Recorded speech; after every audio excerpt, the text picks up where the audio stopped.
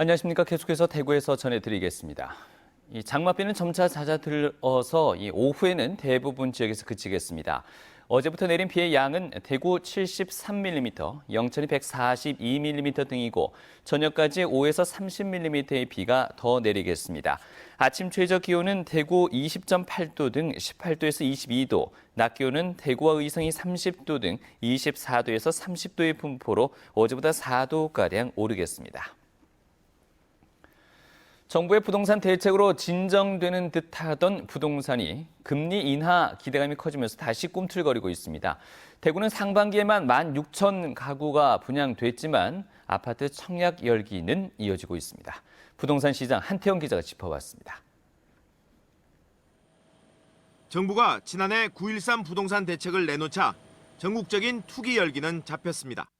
대구도 아파트 매매 지수가 102.8로 지난해 12월 103.4를 찍고 내려가고 있습니다.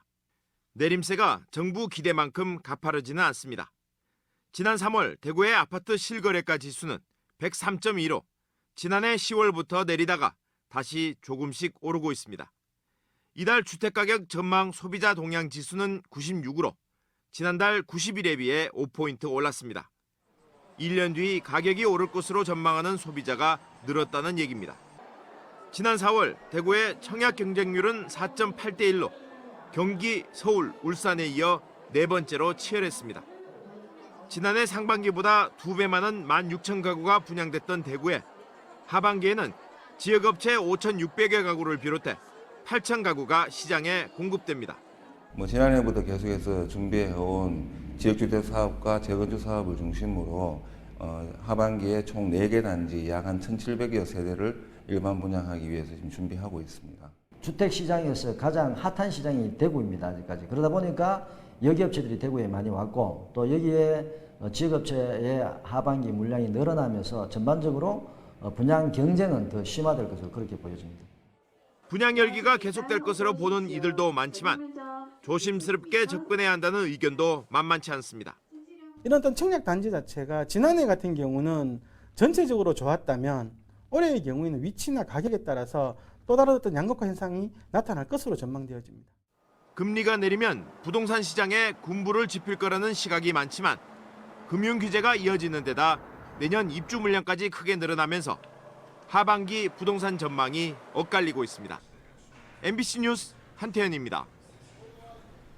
대구지법 형사 11단도 김태환 판사는 농촌 지역의 수천 톤의 폐기물을 불법 보관한 혐의로 기소된 42살 A씨에 대해서 징역 6월에 집행유예 2년을 선고하고 120시간의 사회봉사를 명했습니다. A씨가 운영한 법인에도 벌금 500만 원을 선고했습니다. A씨는 2017년 8월부터 올해 4월까지 폐기물 보관시설로 허가받지 않은 7구군 특정 지역에 폐타이어 2,000톤가량을 불법 보관한 혐의로 재판에 넘겨졌습니다. 대구 동부경찰서는 자신이 키우는 개를 방치한 A씨를 동물보호법 위반 혐의로 입건했습니다.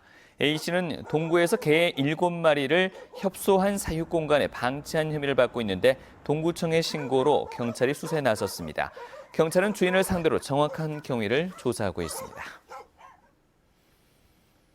이상으로 MBC 뉴스를 마치겠습니다. 고맙습니다.